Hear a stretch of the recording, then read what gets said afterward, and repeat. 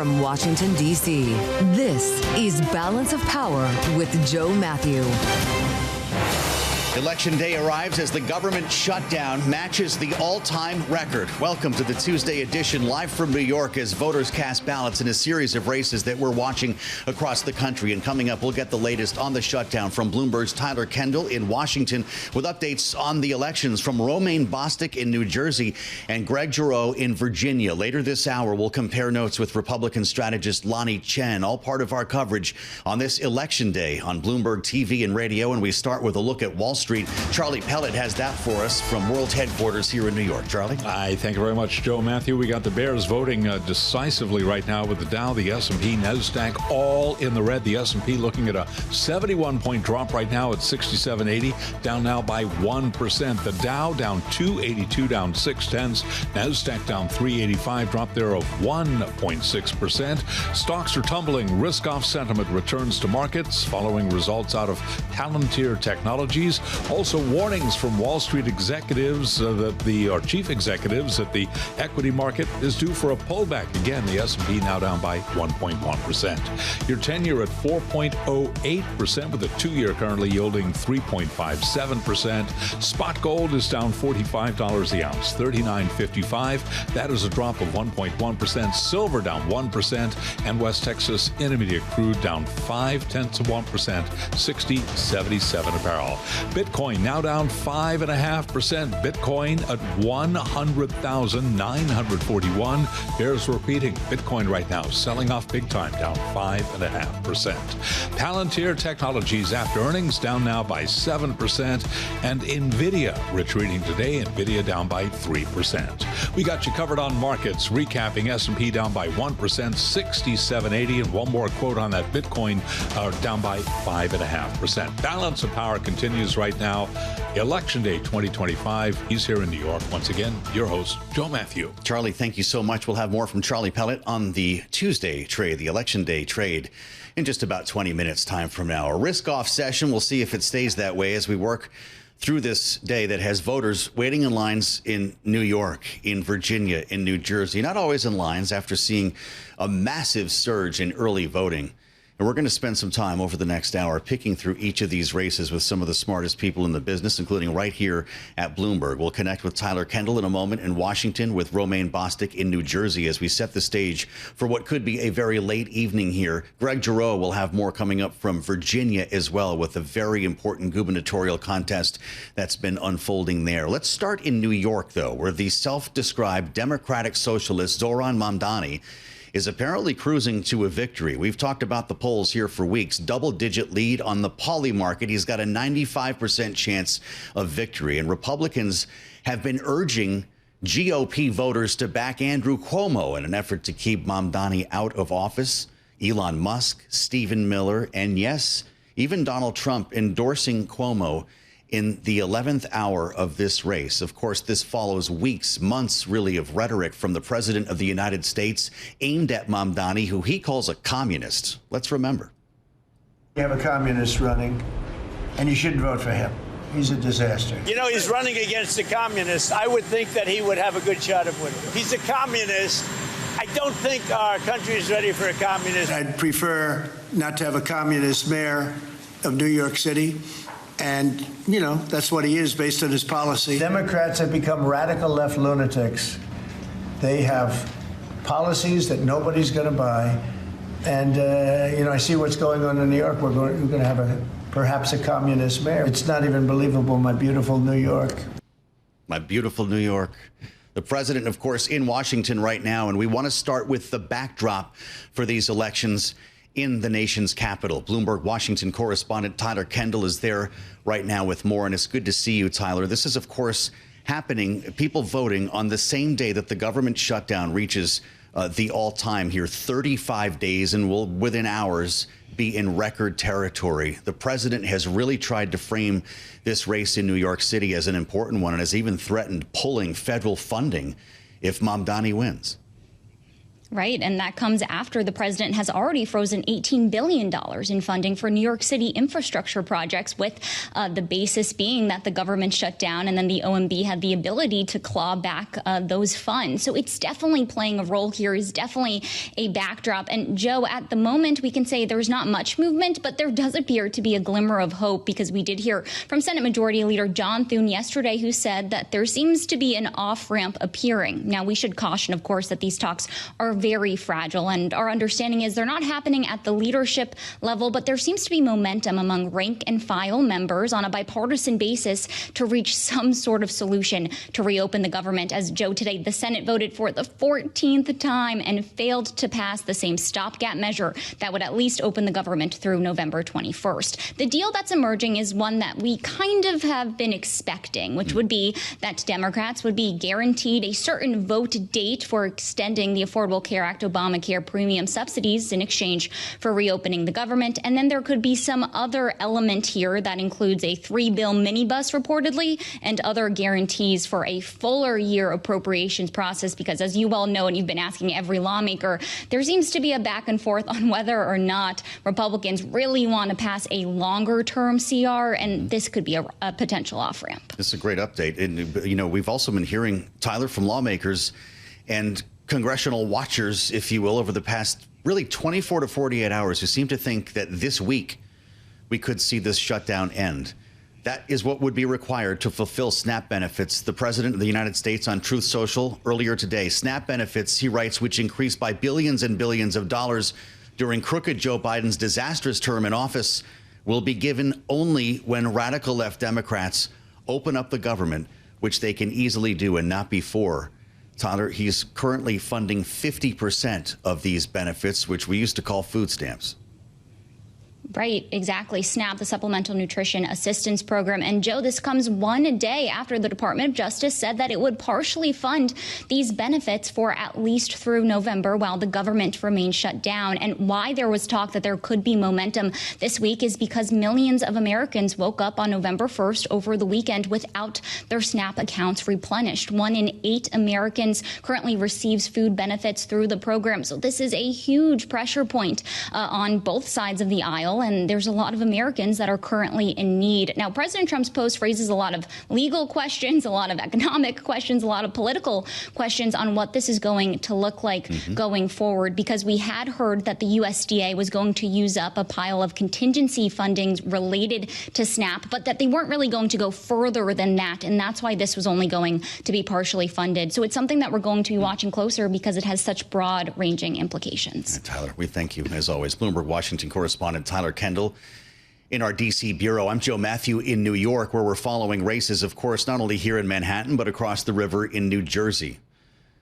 And I do have an update for you. Before we bring in Romaine Bostick, we're just hearing now from National Airport, from the FAA in Washington, D.C., that they have lifted the ground stop at DCA. They are advising of a ground delay, but the main runway opened just about 15 minutes ago, so it looks like flights are resuming. But if you're on your way to the airport, or if you're stuck there watching us on TV in the lounge, you could be there for a little bit longer as we work this out.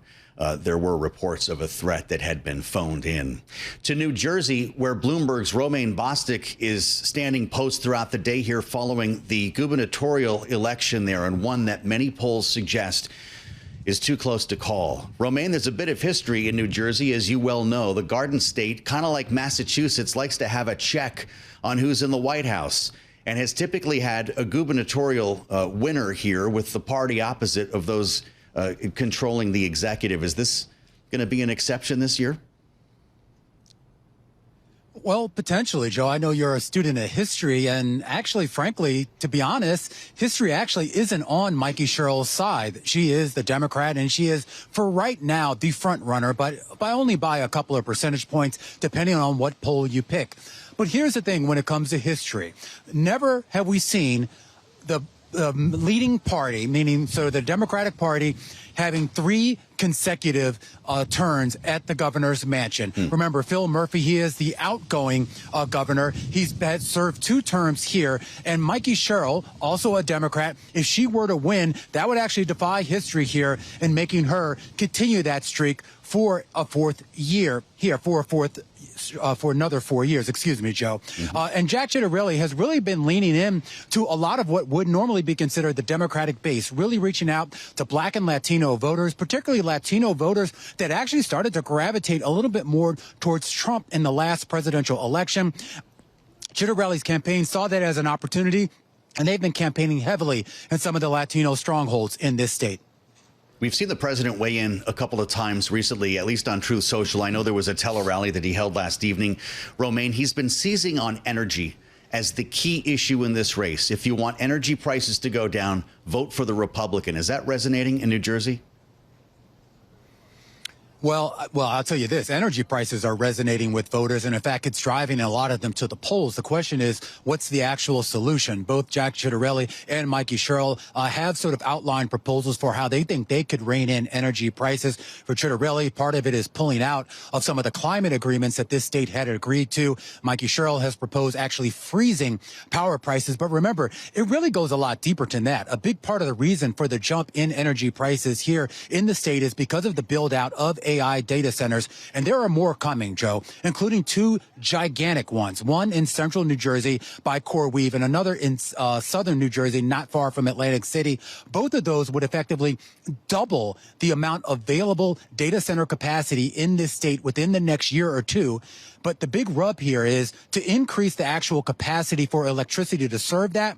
Well, that takes a lot longer than a year or 2 to get up and running. And right now, the state is way behind on that. So some of the proposals that the candidates have put out there, they actually don't address that issue. So it'll be interesting to see not so much what who voters choose, but more importantly, what the winner can actually say come tomorrow with regards to how they're going to address that. Really interesting. Live from Jersey City, we're lucky to have Bloomberg's Romaine Bostick on the case today, and he's going to be playing a big role in our special election coverage, an extended edition of Balance of Power that starts at 5 p.m. Eastern Time. Glad to say we can add the voice of Lanhee Chen, a fellow in American Public Policy Studies at the Hoover Institution at Stanford University, former candidate for California State Controller.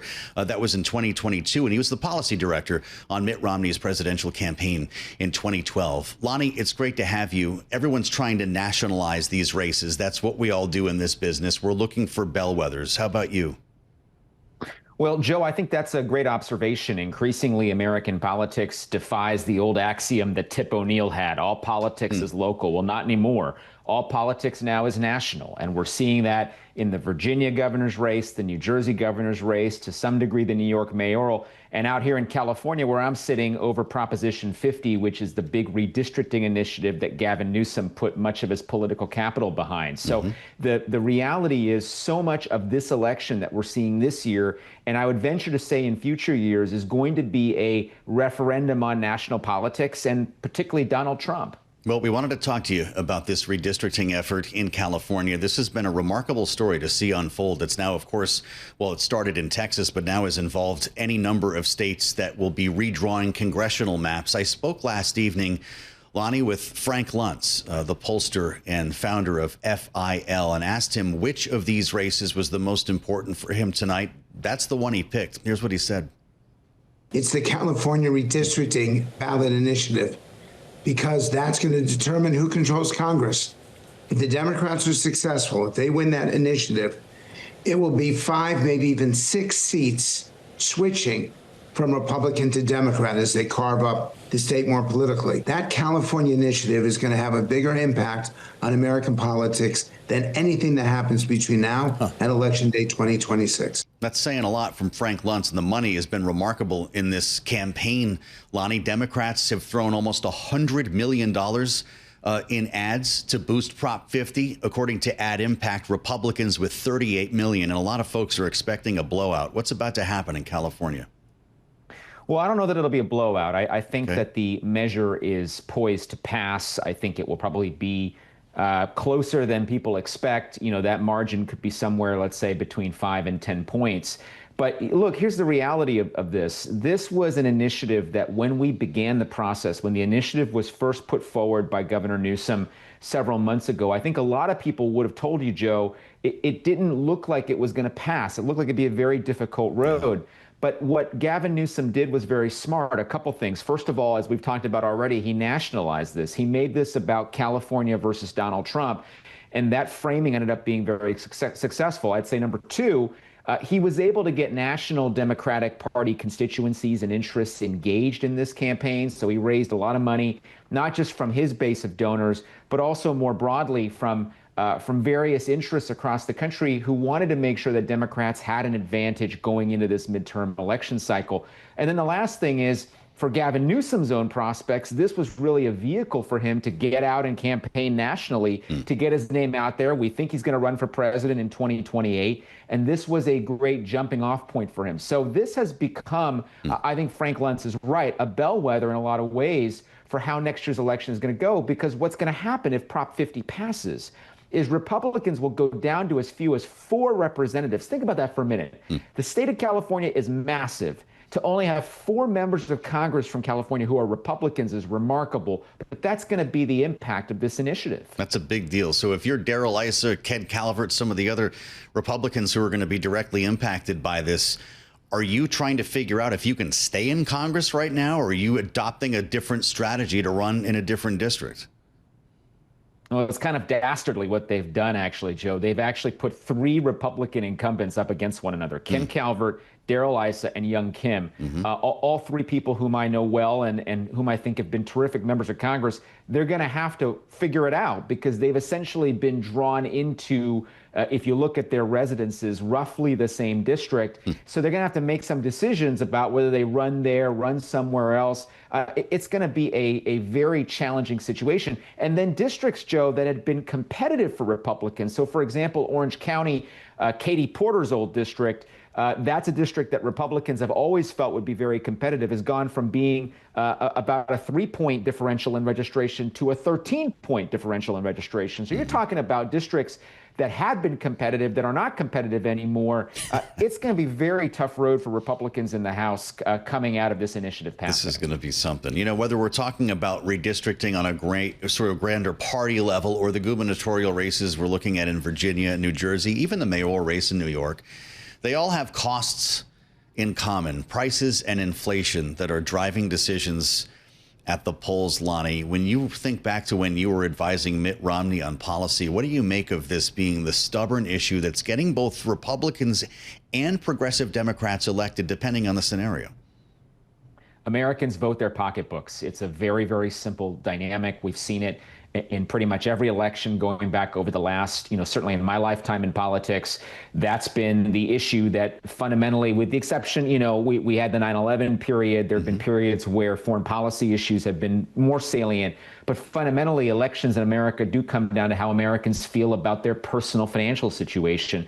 And I think that's what you're seeing play out in this election as well. That's what's going to play out in 2026. I know we talked about the government shutdown and when that's going to end. I got news for you. By the time we get to next November in the midterm elections, that shutdown could be a distant memory for many Americans. That's right. The issue they're going to care about most when they go to vote for a member of Congress is, how am I feeling about my personal economy? How am I feeling about my economic opportunities? And I think that's something you're going to continue to see as a dynamic that's important going into 26, 28, and beyond, because that is something that Americans fundamentally hold in mind very closely when they go to the ballot box. And by the way, to speak to the nationalization of this, that's not just for members of Congress. That extends even to local representatives as well now. So the nationalization of American politics, the rise of economic policy and economic interests as being key, those are all things we're watching closely. Lanhee, it's great to have you back and good to see you. Lanhee Chen with us on Election Day in America and here on Balance of Power on Bloomberg TV and radio. Coming up, we'll get an update on the markets. A risk-off day has got the S&P down 75 points, and we'll go back to COP30. The vice president of the European Investment Bank up next, only on Bloomberg. With voting underway on this Election Day in America here in Manhattan, across the river in New Jersey, in Virginia, out to California. We'll be having much more on these races. And as the voting takes place here in the United States, Currently, it's a busy time at COP30 in Sao Paulo. The Green Summit, the Bloomberg Green Summit, is underway right now, and it's a great opportunity to bring in Bloomberg's Vonnie Quinn for an important conversation they're having on climate at COP30. Vonnie, take it away. Joe, thank you so much. Yes, I'm here with Ambroise. He's the responsible at the EIB, the European Investment Bank, for everything climate action related, environmental development policy and so on. So welcome and thank you for joining us. First, let me ask you a broad question about all these supranational and national goals that are trying to be met. They're not being met. Is it pointless having these goals in the first place because we're not getting where we need to be? Well, we are making a lot of progress. When you look at the climate commitments of multilateral development banks or their financing on climate projects, this is year after year a record level. So what you see is more and more multilateral development institutions, including the European Investment Bank, are developing projects that are targeting climate objectives. But what you see also at the same time is the impact of climate change in the real life of people. That is also something that explains why we have more and more projects to finance. In total, you have about $100 billion at your disposal for green and climate and development needs. You have about $50 billion. Where is that going? So what we do at EIB is 90% oriented in Europe and 10% outside Europe. And what we have in terms of sharing of projects is 60% climate. The target we have in our objective is at least 50%. And the rest can be health projects, can be projects that have a significant impact, but not necessarily climate projects. The climate projects are mostly related to energy, renewable energy, energy efficiency. We can also do nuclear. And we have also projects that have that are related to innovation in the green industry. So let me ask you about that, because there is a bit of a bifurcation. There's a lot of excitement about the new technologies that are getting developed, geothermal, battery technology, all around the world, from China to Europe to the United States, right? There's also a sort of a, if I can say, doomsday scenario out there, to use the Bill Gates word that sort of went viral. I'm curious, do you ignore the naysayers on this when you're looking at projects and just hope that each individual project makes a difference? Well, what we try to do is to do two things at the same time. We think we need to scale up projects, and that's what we've done in Europe. Last year, for example, we have done 31 billion euros of renewable energy projects. And we do that because it's good for climate, it's good for trying to get electricity price down, and it's also good for securing our energy efficiency, energy security. But at the same time, you need to push for innovation, because you don't know what's going to be successful, but certainly some of these ideas will. And that's why we are also very active in supporting projects that have a high innovative content, like in the batteries, for example, for electric vehicles. It is a particular environment right now. It seems to have changed over the last couple of years, and it's not just in the United States, it's elsewhere as well. So I'm curious, in this particular environment, are you finding it more difficult to mobilize private capital? What are you doing to mobilize more private capital when perhaps the appetite may not be there? Let me say that at least what we have is in Europe, our government behind us. We have adopted last month our new climate strategy. It's a 5-year strategy, and it has been adopted unanimously by the 27 member states. And the first objective that we have is to stay the course, because we think we need to show that we care about climate financing. And the second objective is to try to make it more linked to competitiveness, but also to try to have the simplification, because it's true when you listen to SMEs that there are a lot of reporting that should be avoided, basically. And that's what we are trying to do. Now, we are going to have more means, including for adaptation. We are doubling our objective on adaptation. And that will help us also do more with the private sector in terms of blending, in terms of de-risking, do more projects with the private sector. How much do you look at the regulations of a country before you go in? I mean, obviously regulations are quite strict in France and Germany, right? But what about the sub-Saharan countries that you're looking at and other countries you might be looking at? Well, we look at projects, and when we have corporates, for example, what we do is trying to see if their strategy is consistent with what we expect in terms of Paris alignment, in particular, of our projects. Now, what I would say, though, is what we try to do is, part of the issue is to have more capacity building, especially in poor countries, where you need, to assess climate risk. It's not easy. And to transform climate risk into adaptation plan into projects.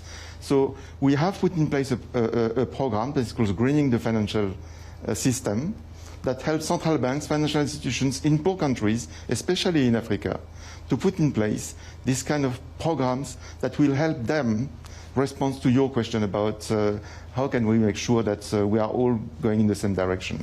And finally, Mr. Fayolle, I have to ask you about your thoughts on that Bill Gates memo, because it did reverberate around the world. He seemed to be suggesting that there is a pile of money and some of it now has to come out of climate in order to make sure that children's health and welfare gets taken care of. Is that true or a false dichotomy? Well, what I think is that it is true that you need to spend more money on vaccines, on health, and on poverty reduction. And that's what we try to do also as EIB, especially in the vaccines sector. But at the same time, what is also clear is that the poor countries, especially in Africa, are those who pay the highest price for climate change and its consequences. And that's why we need to spend also a lot of money on climate change and supporting projects that fight against climate change. And that's why I think you need to have both. Do it all. Mr. Fayolle, best of luck at COP30, and we hope to get an update after you're finished. We'll send it back to you in the studio. Joe. All right, Vonnie, thank you so much for a smart conversation at COP30 of balancing a couple of storylines today on this election day in America, but the Bloomberg Green Summit underway right now in Sao Paulo. And we wanted to make sure we brought that to you as part of our conversation today on Balance of Power. I'm Joe Mathieu at World Headquarters in New York with election coverage that will stretch throughout the day and throughout the evening, including right here in Manhattan. Bloomberg's Myles Miller, in fact, is in Brooklyn Heights right now as he tracks the mayoral race that's happening here in the city. And what looks like a blowout for Zoran Mamdani, despite Republican efforts, Myles, to steer GOP voters to Andrew Cuomo. Is this late effort putting a dent in this race? It'll remain to be seen. Yeah, I think the late endorsement, if you will, by Donald Trump of Andrew Cuomo would probably do more to get Democrats who outnumber Republicans in this city out to the polls as a vote against Donald Trump. What we know is that this morning, Zoran Mamdani told supporters that any victory in this race is a mandate for his progressive agenda. It's a very confident statement for a 34-year-old who was relatively unknown before jumping into this race. He had been a big proponent of free buses, and that's what he was basically known for. That new Suffolk University poll that came out about a few days ago showed that there was a 10-point lead over Governor Andrew Cuomo by Mamdani, and that Curtis Lee was trailing at 11 points. But yes, as you said, this has been a race that has been largely defined by generational and ideological divides, and then you throw in the Trump factor, throwing a big wrench into this race.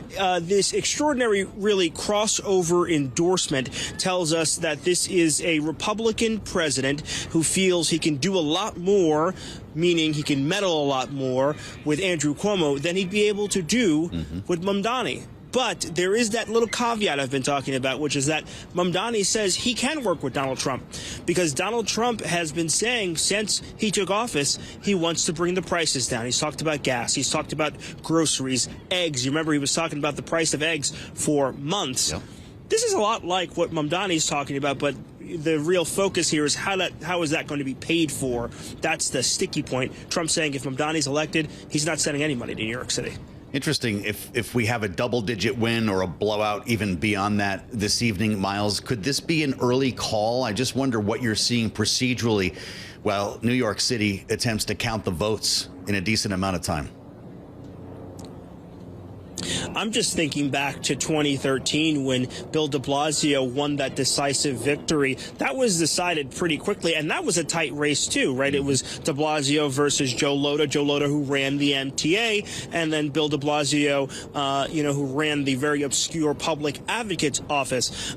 This will really come down to the turnout. 730,000 people coming out to vote in the early run-up to the election, and then record number of new voters, about 104,000 new voters signing up. And you have to talk about how much of that was done by Mamdani's campaign, right? Getting new voters, people who may have just recently moved to the city, young voters, to sign up and say that they wanted to vote, and specifically for this campaign, is very different. Now, this turnout is very historic. Yep. By the time all is said and done, you'll think about 2 million ballots by tonight. Yep. This is the highest since the Dinkins-Giuliani era, and my looks may deceive you about how old I am, but, I was born at the very tail end of the Dinkins era. Dinkins' name is on my birth certificate, but I didn't know Dinkins. Myles Miller, younger by the day. This is Bloomberg. On Election Day in America, we have so far this hour brought you to Manhattan, brought you to New Jersey, California. Now we go to the Old Dominion and the great state of Virginia. Really looking forward to our conversation with Terry McAuliffe, the former governor, someone who has been there, is about to join us here as we set the table with Bloomberg's Greg Giroux. Bloomberg government, which incidentally is in Northern Virginia. So let's get on with it, Greg. It's great to see a happy Election Day. We couldn't do an election without you here. We talked about how close the race appears to be in New Jersey a short time ago. We've talked about the blowout that's expected for Zohran Mamdani in Manhattan. How about the gubernatorial race in Virginia, where there have been big questions about candidate quality on the Republican side and what many are framing as a layup for Abigail Spanberger? Yeah, it does seem like polls indicate that Abigail Spanberger, the former congresswoman, is going to win, and probably win decisively in the race for governor, which would extend a pattern in Virginia governor's elections of the party that usually wins is usually the party opposite the White House. So it gets a lot of outsized attention for that. We see that in New Jersey as well, although the pattern is not as clear. But Abigail Spanberger seems to be on pace to win this, and win this by a decent margin. I think a big question will be, is her victory strong enough to pull the down ballot Democrats for lieutenant governor and state attorney general along with her? And to what extent her coattails can boost the state House of Delegates Democratic majority, which is now just 51-48. Democrats are seeking an expanded majority in the state House, not only to help shape state policy the next 2 years, but because they also want to redraw congressional district lines in Virginia, and they would need Democratic government to do that. That attorney general race in Virginia is an interesting one. Jay Jones, the Democrat, who is, and when I drive through my neighborhood, I see his name on signs with Abigail Spanberger, and of course was caught in a scandal over text messages in which he was wishing violence, political violence, upon an opponent. Republicans, his challenger, Jason Miyares, have seized on this. To what extent could this be an issue for Democrats? And does Abigail Spanberger need to get him elected tonight? Yeah, I mean, I think the margin for Spanberger may be kind of decisive in determining whether she can pull Jay Jones over the line. Obviously, the bigger the margin for her, I think the chances that Jones can weather this increase, although polling indicates that certainly this texting issue, the scandal from 3 years ago when he sent those violent text messages, has really hurt his campaign, and polls show pretty close race between him and the Republican incumbent Jason Miyares. These three races in Virginia every 4 years, and the year after the presidential election, governor, lieutenant governor, and attorney general, more often than not tend to go the same way. But this may be a rare instance where they do not. But I think Spanberger's margin will be interesting to watch tonight, and to what extent, how far the drop-off is for Jay Jones versus Spanberger's margins. Yeah. Great to have you back, as always. Greg Giroux, look for his work covering the election on the Terminal and online. The closer for Abigail Spanberger, none other than Barack Obama. He was speaking at a rally over the weekend for the Democratic nominee. Let's listen.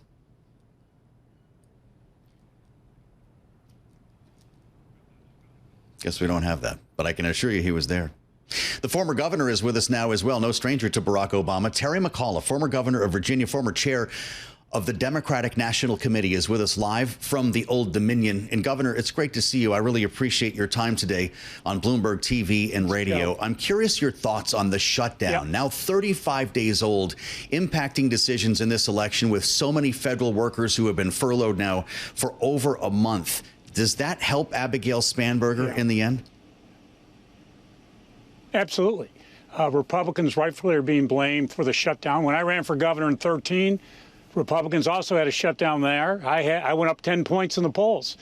They rightfully are blaming the Republicans. We have 500,000 federal workers, the most of any state in America. Maryland is right behind us. And we have a president, Donald Trump, who's now saying, well, I'm not sure we're going to pay those people back for the time that they've worked. So this is a perfect storm for Donald Trump this year in these elections. We're going to win big in Virginia. We're going to sweep the statewide. I think we may get to 60 House of Delegate seats. But ever since Donald Trump has come into office, Joe, our economy has been decimated. Our third quarter GDP went from 6 to 1.7. 7 straight months, unemployment has gone up. We have had the DOGE cuts, the federal contract cuts, now a shutdown. We've seen 3 rural health centers closed. Trump has been a disaster for Virginia. This is a lot like 2017 when Trump won in 16. We won the governorship by 9.5 points. It's turbocharged this year because it comes down to affordability. People are paying more for groceries. They're paying more for energy. And now, because of the big, ugly bill, they're paying more for health care. So it's going to be a big night, not only here, also in New Jersey, also in California, also in New York. I'd actually love to get your take on some of the other states as someone who helped to run the party or did run the party at one point. But when it comes to Virginia, there have been questions about candidate quality on the Republican side. Governor Donald Trump held a tele-rally for winsome Earle-Sears last night and never actually mentioned her name. What do you make of Republican selection in this case? Would you have a harder race against someone else? Yeah, I mean, it's a ticket hard to make up. A very erratic ticket. The lieutenant governor, who's now running for governor, Earle-Sears, is very erratic, has not talked at all about the economy. You know, one other president ran said it's the economy stupid. Well, it is again this time. And she has not talked about the economy. You have a lieutenant governor, Republican candidate for lieutenant governor, who has had a whole slew of issues, and they've had no money. So it's really a perfect storm. And our candidate, we got great candidates. Abigail, I've known Abigail for years. She's been a great member of Congress. She will focus on job creation, health care, education funding. And, you know, Joe, at the end of the day, that's what voters want. And that's what they really want with their state elected officials. Remember, we build your roads, we run your health care, we run your education. And they just want all this bickering that goes on to stop. They want results. And that's what you're going to get with Abigail and Hashmi, and you're going to get it with our Attorney General, Jay Jones. And that's what people want. You're going to get. It's going to be a historic win tonight. And I should say the first woman governor in the history of the Commonwealth of Virginia we're actually going to be able to elect tonight. You mentioned Jay Jones. I have to ask you about his campaign, as we were just discussing with Greg Giroux. Are you concerned about this text message scandal? We hear about it a lot in an age when political violence is a real concern. Do you wish that he came out and apologized and was more deliberate in that effort? Yeah, well, Joe, he did come out right away and apologize. Abhorrent comments. I mean, nobody should talk about political violence. You know, I hated it. You know, I didn't like it when Donald Trump came out and said I could shoot someone on Fifth Ave and people will still vote for me. There is no place for that today. But I have personally known Jay for a long time. I knew his father, who recently passed, was a well-known judge down in Hampton Roads. His mother was a judge. His grandfather was a great civil rights attorney. So I know Jay's background. He will be a great attorney general. And here's the key point. Very important, Joe. So you have Jason Myers, the Republican for Attorney General, who is in lockstep with Donald Trump. He should have sued Donald Trump, the administration, on the DOGE cuts. He should have sued on all these federal contracts that we lost here in Virginia. So you now have not one Republican in Virginia in the last 10 months who's come out to defend Virginians, to support Virginians. But no, all they want to do is support Donald Trump, and our economy is anemic. And Governor-elect Abigail Spanberger tomorrow, she's going to have to deal with a crisis in our health care and jobs, all because of Donald Trump and the Republicans in Virginia who have been too scared to stand up for the people who they should have been representing. Donald Trump has invoked energy as a major issue in the campaign, and of course it speaks to costs of prices across the board. He said if affordability is your issue, this is on Truth Social, vote Republican. Energy costs, and as an example, are plummeting close to $2 a gallon gasoline. When energy goes down, everything else follows, and it has. I guess my question for you, Governor, is with the data center capital of the world in Virginia and more data centers coming, is it possible for a Democrat or a Republican to promise to control energy costs when we see such demand for energy in high tech? Yeah, very good question. When I was governor, there were a lot of data centers. You know, I was very proud. I was a jobs governor. I recruited 2,100 companies, 210,000 new jobs I brought to Virginia. I did the Amazon deal and a bunch of other big deals. But in order to do those deals, Joe, you need energy. Yeah. If you're going to bring in those high-tech companies, you need to provide them with energy. So I come from a place as a Democrat. I've been very vocal. I'm for all of the above. I did the largest offshore wind project utility in American history off the shores of Virginia Beach. I did solar panels, but I was all for natural gas. I lost 2 gigantic manufacturing projects that I could have brought to Southwest Virginia, but Dominion could not commit to me the long-term energy contract. So if we're going to grow our economy, we as Democrats, we got to be for all of the above. I couldn't agree more. I'm all for renewables, but let's make sure that we have everything in place so that we can grow jobs, we can grow manufacturing. And that's what the Democrats need to be talking about, all of the above, and let's do everything we can to grow our economy. This is going to turn out to be a much more pronounced conversation, Governor, that I'd love to continue with you even beyond the election. But give us your view nationally here. You ran the DNC. Frank Luntz told us last evening on Balance of Power that Democrats will sweep tonight. That also includes gubernatorial in New Jersey and Prop 50 in California. You obviously agree with him, I'm guessing, because it looks pretty close in New Jersey today. Yeah, listen, you know, and play this tomorrow. I hope you put it on, Joe. I think Mikey probably wins by 5-6. You know, great. Went to the U.S. Naval Academy. I love her. I've known her a long time. Her husband, Naval Academy, captain of the rugby team. My son was captain of the Navy rugby team. So I love Mikey Sherrill. I love Abigail. I worked with her as governor. I think Abigail, Ralph won by 9 in 2017. I think Abigail could go 9-12. 60 House of Delegates, Joe. You heard it here. You play this back tomorrow. 59-60. It's a historic win for us. And we could win the California prop 2-1. That's a possibility, 2-1, and huge win in New York. So we sweep the board. Please play this tomorrow.